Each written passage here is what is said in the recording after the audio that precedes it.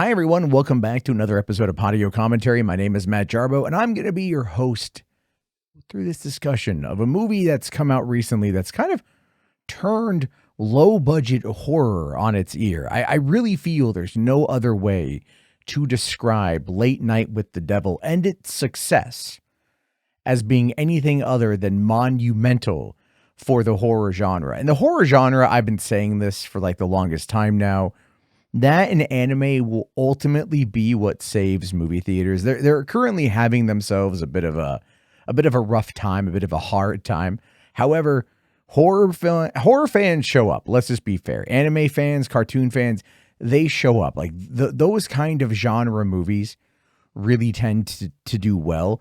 I was actually looking at a graph of movie popularity, like movie genre popularities from like 1921 to 2021.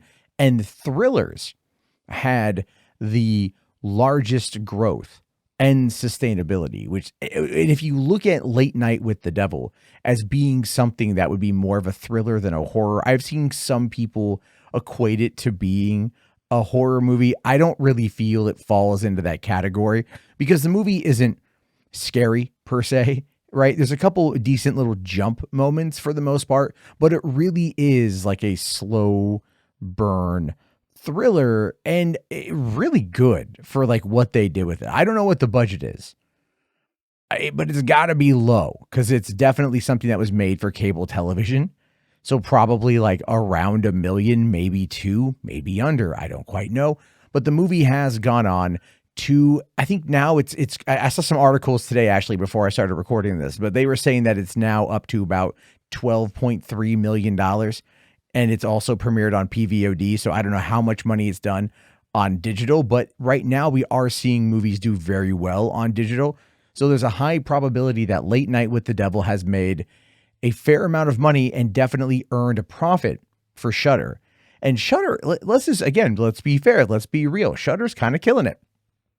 Shudder is kind of killing it right now. So let's talk about this movie, this very interesting found footage, because it is a found footage movie, I think is a good way to describe it. And it is written and directed and edited by Colin and Cameron Cairnes, who are a set of Australian filmmaker brothers who are known for their horror films.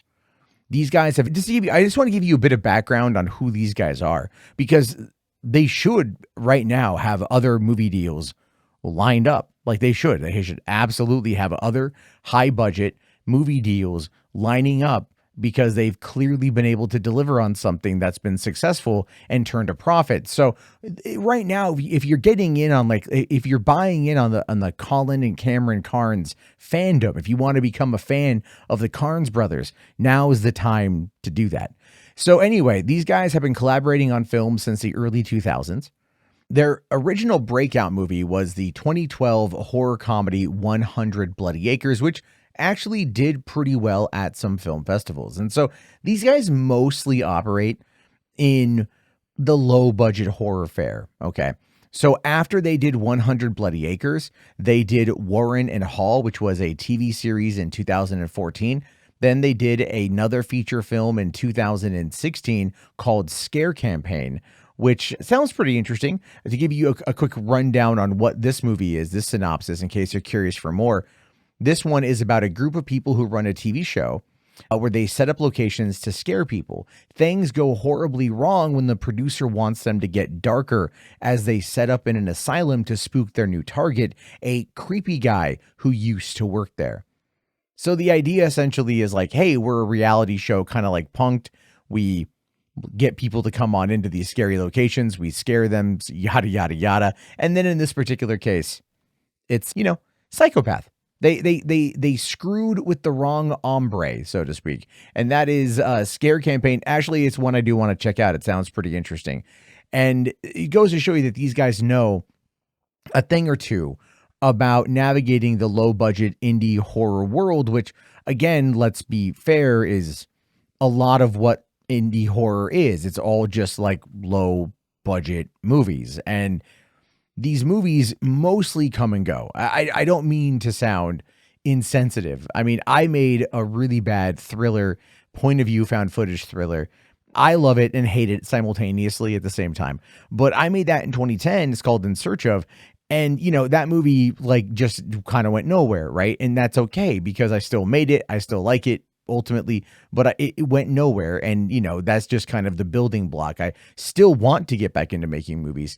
And obviously working on low budget horror, it's probably going the best. It is, in my opinion, the best way at this point in time to even really get yourself out there as a filmmaker. So these guys right now are about ready to swing into the big leagues.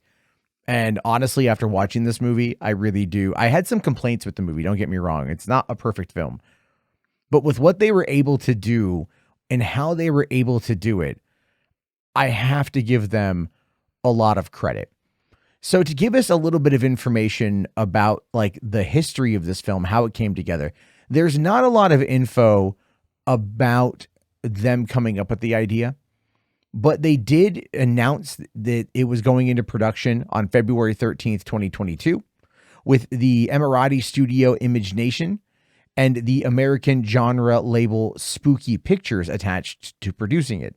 The director has described the movie by saying that in the 1970s and 1980s, there was something dangerous about late night TV. Talk shows in particular were a window into some strange adult world. We thought combining that charged live to air atmosphere with the supernatural could make for a uniquely frightening film experience.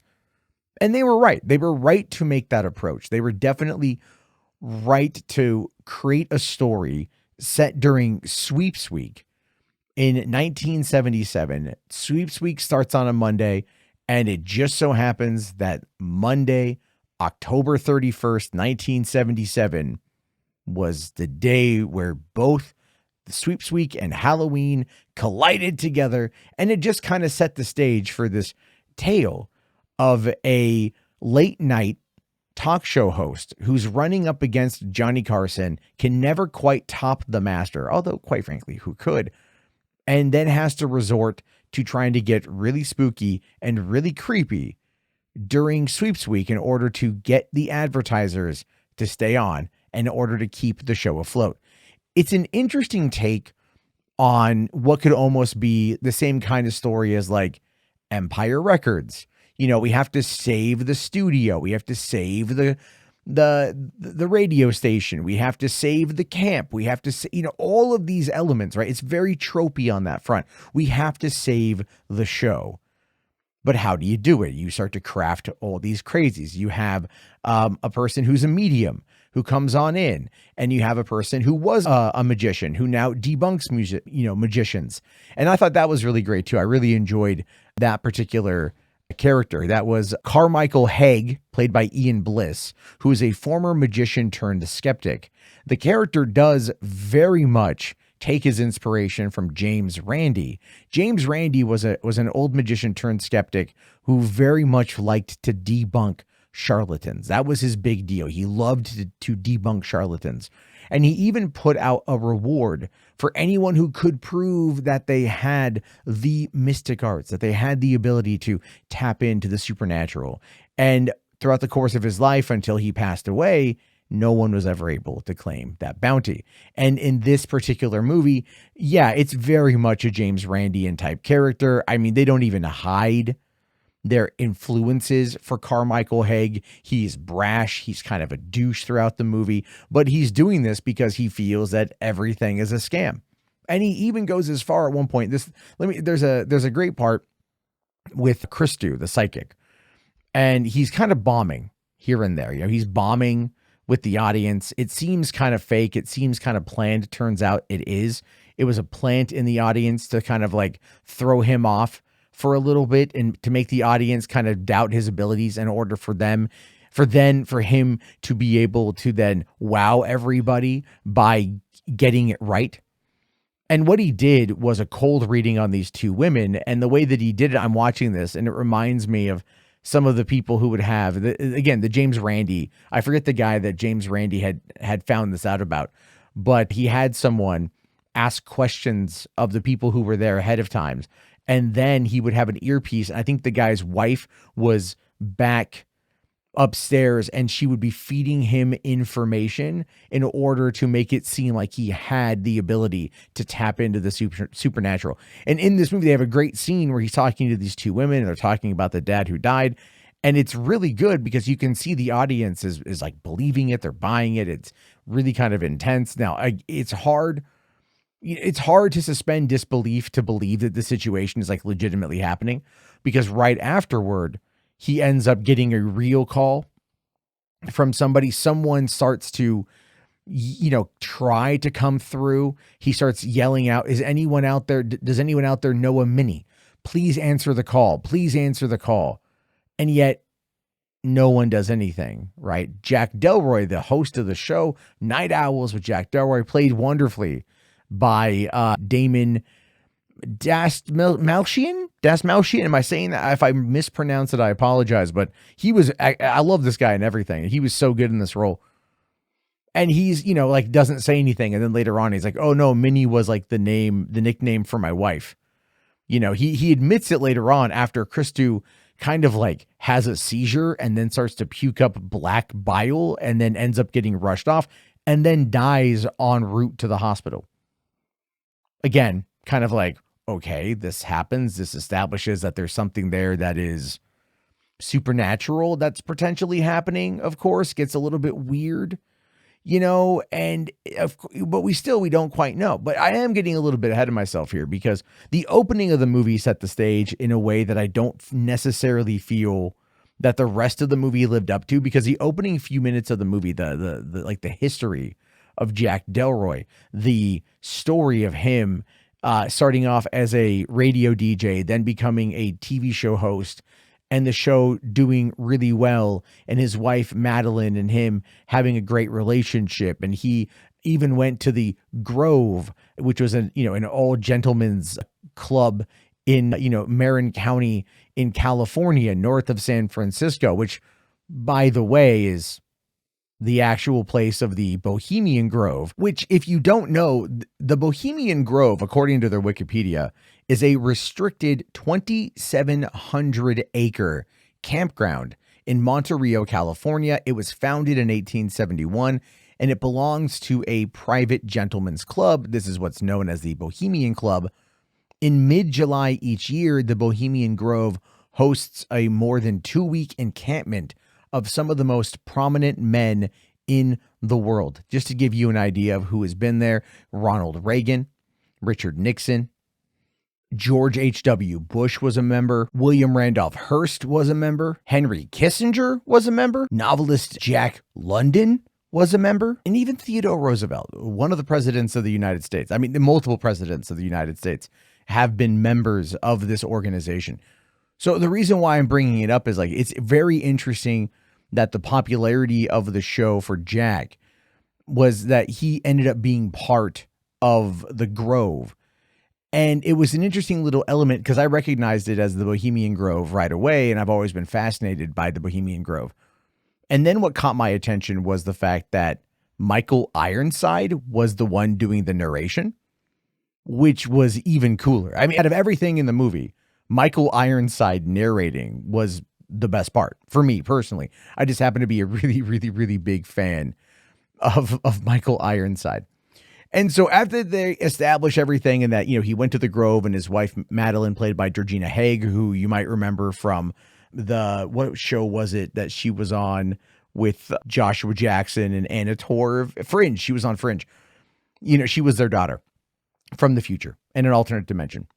Kind of crazy. Anyway, they, she gets cancer and she dies, and, he's been falling off ever since then. And that's why he's back on Sweeps Week trying to have this spooky show. So it wasn't like he set out to do anything other than just have a late night talk show episode on Halloween with a couple elements of the supernatural as a way to kind of buck the numbers, get them up there to kind of, ignite everything. What he doesn't realize, however, is just that it's bringing in some serious craziness. And one of the things I really enjoy about the movie is that it was shot very much like a studio network talk show. You had 3 cameras, And then when they would cut to commercial break or something would happen, then it would cut to the black and white behind the scenes camera, which was really interesting as a way to give us kind of behind the scenes information that the audience wouldn't know or anyone else wouldn't know. And it was just a nice way to kind of cut it all together,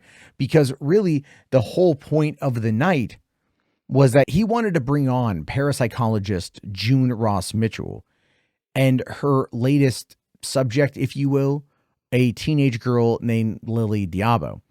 Now, Lily is the only survivor of a mass suicide from the satanic cult that she was a part of. Everyone burned themselves, and she was the only person to walk out of there. And these people all believed in a demon called Abraxas.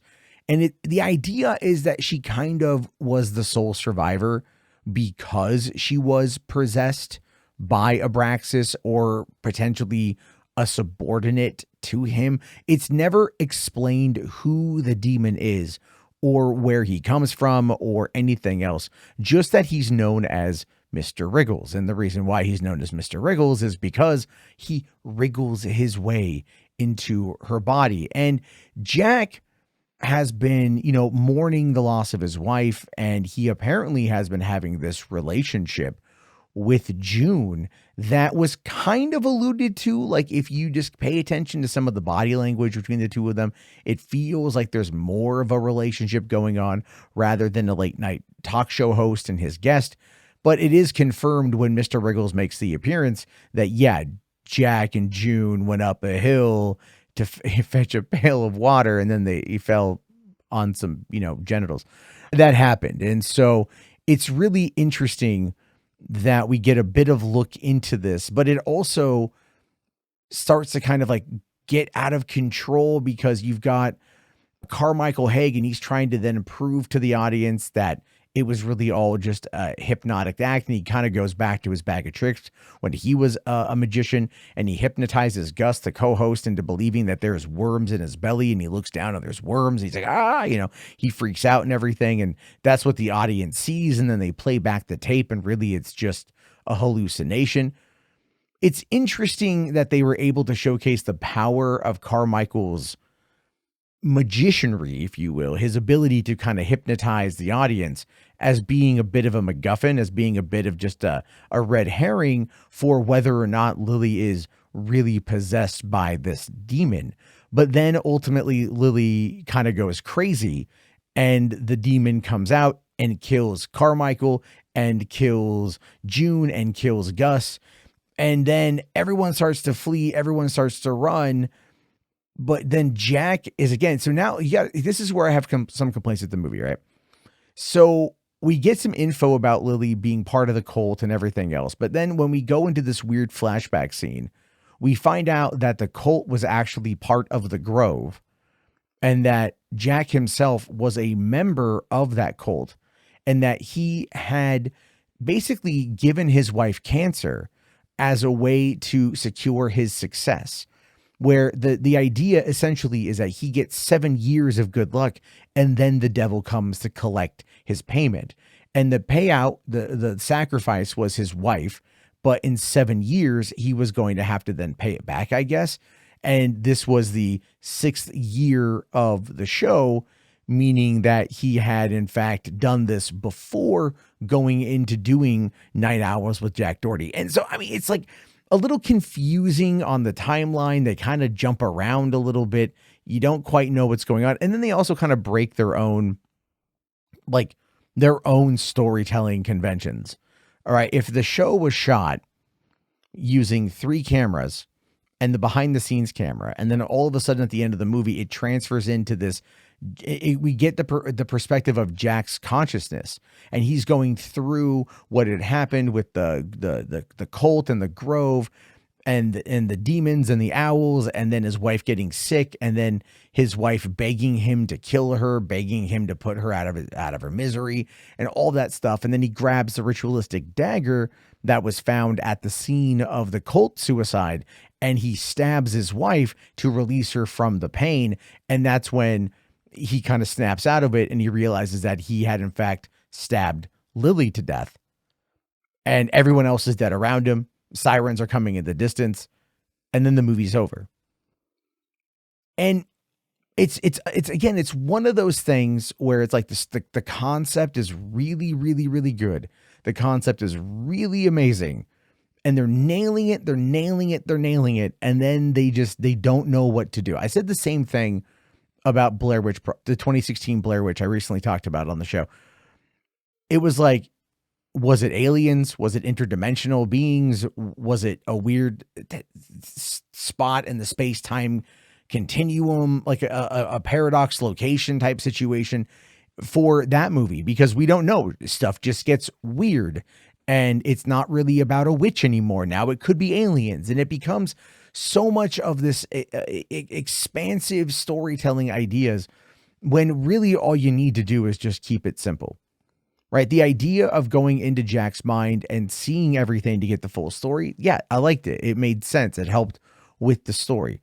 The problem, though, is it just breaks all storytelling conventions that they'd already established. It breaks the rules of their own movie, so to speak. I mean, they'd shown some flashbacks with like Lily and the cult and everything else. I mean, you can make the argument on that front that it was just keeping in mind with that. But I still feel that largely like those were mistakes in the storytelling convention, because this is meant to be a point of view found footage. This is meant to be a lost media type situation. And I made the same complaint about Blair Witch, where everybody had these like 4K earpiece cameras that were somehow able to be recovered and then edited together to put together this quote unquote found footage movie. It's just like the concept always seems to like just get, how do I say it? Like it just gets kind of destroyed at times because people, they bite off more than they can chew, or they're really just trying to be stylistic. That's my only real complaint with the film. Like other than that, it was awesome. It was great. I loved the setup. I loved how they did everything. I liked how it gave us the in front of the camera and behind the scenes stuff.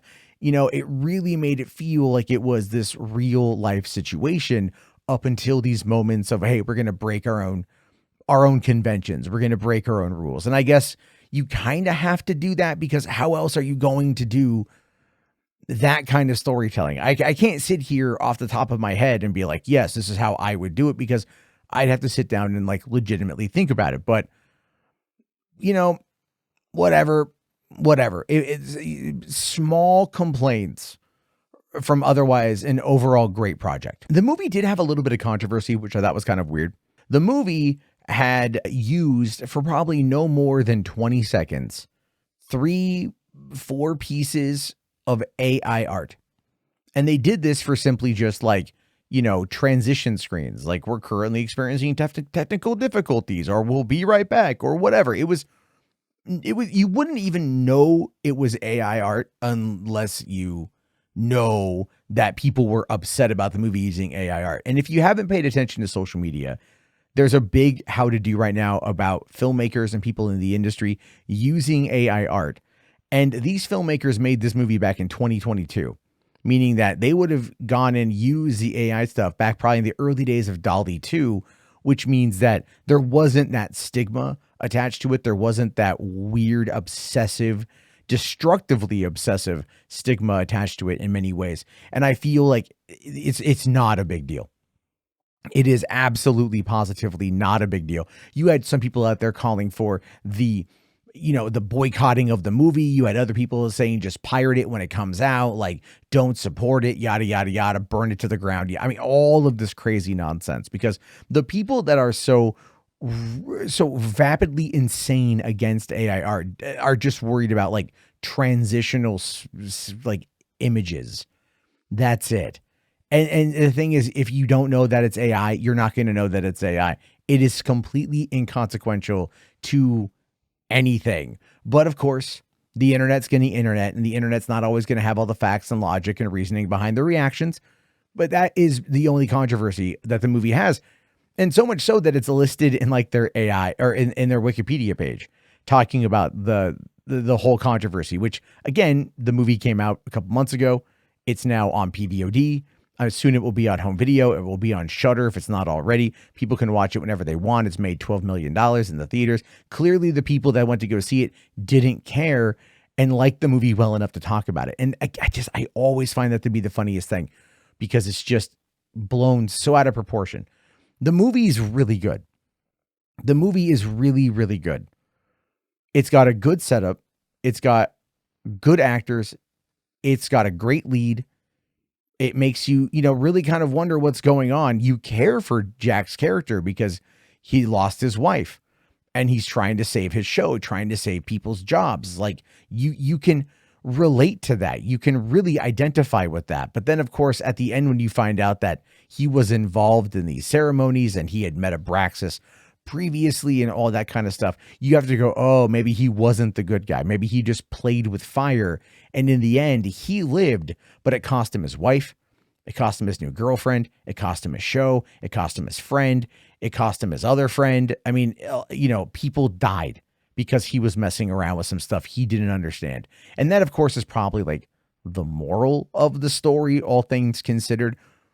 But it's still really good. And it's definitely worth like multiple watches. I could see this movie absolutely being something that people watch with their friends and they get together on Halloween, go, hey, we're going to do like Late Night with the Devil. I could see it being a cult movie that you kind of introduce people to because it's so weird. And it's also kind of just like, it kind of lulls you in a little bit and then it hits you at the end.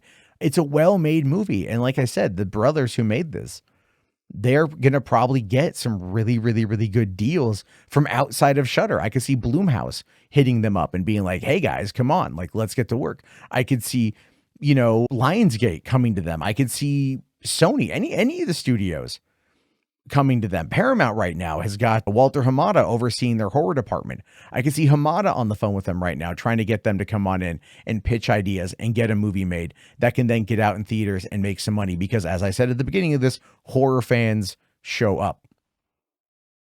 And that is really the coolest part about it. Horror fans show up. So I recommend this movie.